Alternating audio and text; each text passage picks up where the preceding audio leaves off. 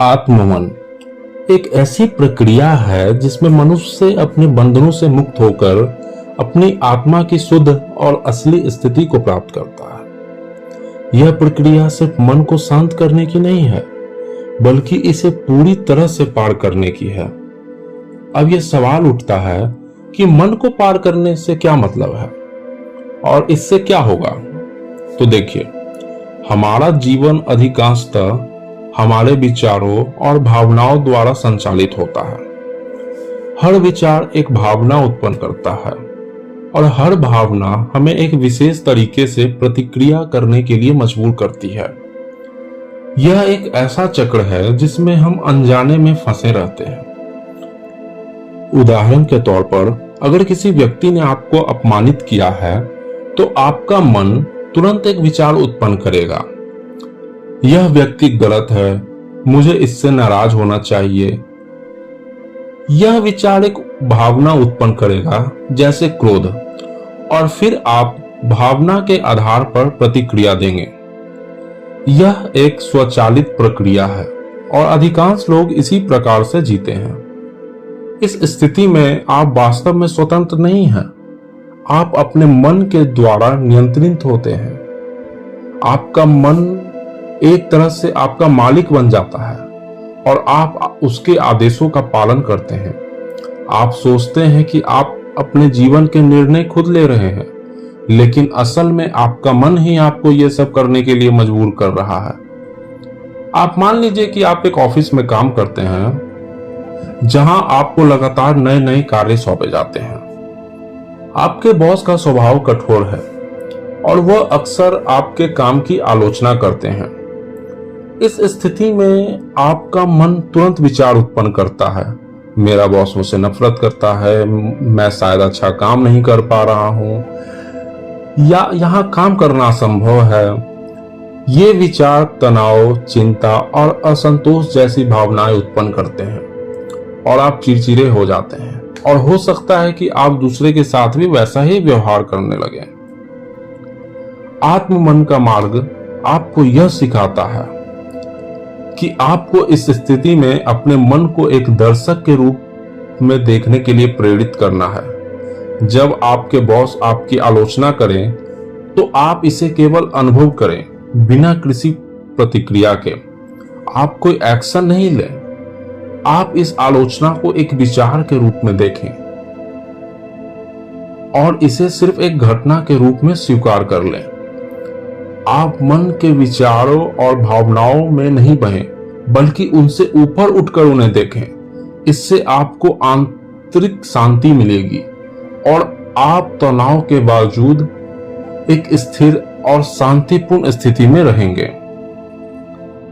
कल्पना करें कि आपके किसी करीबी दोस्त या परिवार के सदस्य के साथ आपकी बहस हो गई। सामान्य स्थिति में आपका मन तुरंत रिएक्ट करता है, जैसे यह व्यक्ति हमेशा गलत होता है, मुझे अपनी बात साबित करनी है, या संबंध नहीं चल पा रहे हैं। यह विचार आपको गुस्सा या दुख या हताश की ओर ले जाते हैं। नतीजतन आप बिना सोचे समझे प्रतिक्रिया देते हैं, गुस्सा करते हैं और स्थिति और भी बिगड़ जाती है। इस वक्त आप पूरी तरह से अपने मन के वश में होते हैं। फिर इस बात का पछतावा आपको बाद में होता है और तब तक रिश्ते बिगड़ चुके होते हैं।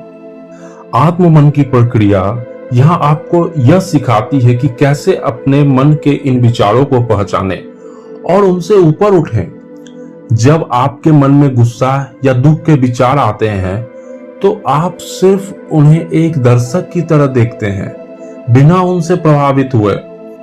आप सोचते नहीं, बल्कि केवल अनुभव करते हैं।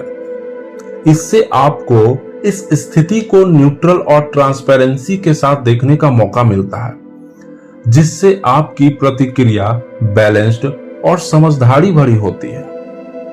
आपको मैं एक उदाहरण से समझाता हूं। आजकल के मॉडर्न लाइफस्टाइल में हमें लगातार विज्ञापन, सोशल मीडिया और अन्य माध्यमों से नई नई चीजों की इच्छा पैदा होती है। एक नई कार, महंगी कपड़े या लेटेस्ट गैजेट खरीदने की इच्छा हमारे मन में बार बार उठती है। इन इच्छाओं को पूरा करने की होड़ में हम कर्जे और ईएमआई के जाल में फंसे चले जाते हैं। फिर भी हम खुद को कभी संतुष्ट नहीं महसूस करते।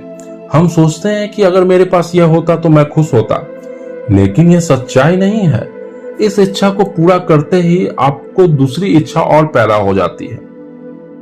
आत्ममन का मार्ग हमें इन इच्छाओं के चक्र से मुक्त होने की प्रक्रिया सिखाता है। यह समझाता है कि इच्छाएं और लालसाएं हमारी मन की उपज है और उनसे मुक्ति पाने का सबसे सही तरीका यह है कि हम उन्हें अपनी पहचान का हिस्सा ना माने।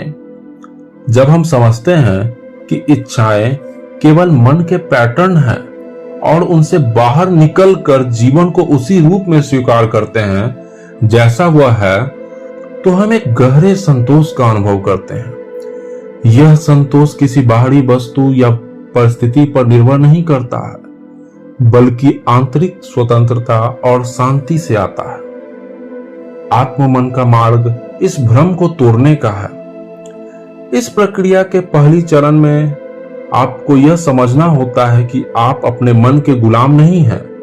आप कुछ और हैं, कुछ गहरा, कुछ शाश्वत, जो कि मन के परे है। जैसे जैसे आप इस समझ को विकसित करते हैं, आप अपने मन की प्रतिक्रियाओं और उसकी आदतों से अलग होना शुरू करते हैं। आप इसे एक अलग इकाई के रूप में देखने लगते हैं और इसे अपना मालिक मानने के बजाय इसे अपने नियंत्रण में लेने की प्रक्रिया शुरू करते हैं। कल्पना कीजिए कि आप एक नदी के किनारे बैठे हैं और पानी के बहाव को देख रहे हैं। आपका मन बहाव की तरह है। विचार आते हैं, जाते हैं, भावनाएं उठती हैं और गिरती हैं, लेकिन आप केवल एक दर्शक के रूप में बैठे हैं।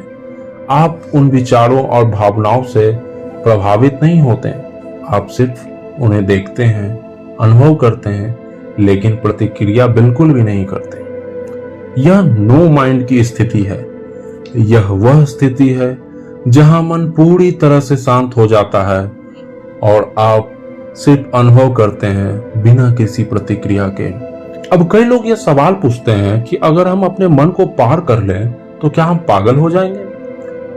लेकिन सच्चाई यह है कि असली पागलपन वह है जो हम अभी जी रहे हैं, जहां हमारा मन हमें लगातार एक स्थिति से दूसरी स्थिति में ढकेलता रहता है। जब आप आत्ममन की स्थिति में पहुंचते हैं तो आप न केवल अपने मन के बंधनों से मुक्त हो जाते हैं, बल्कि एक ऐसी शांति और संतुलन का अनुभव करते हैं जो कभी नहीं टूटता, चाहे परिस्थिति कैसी भी हो।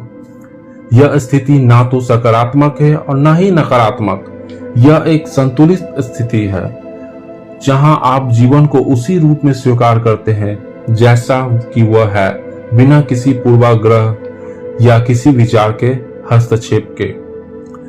प्रकृति की तरह जो ना तो आंधी को बुरा मानती है ना धूप को अच्छा, आप भी जीवन की हर परिस्थिति को उसी रूप में स्वीकार करते हैं और इस प्रक्रिया में अपनी सच्ची स्वतंत्रता को प्राप्त करते हैं। यही आत्ममन का असली अर्थ है, अपनी मन की सीमाओं को पार कर आत्मा की शुद्ध स्थिति में रहना, जहां आप सच्ची शांति, आनंद और स्वतंत्रता का अनुभव करते हैं।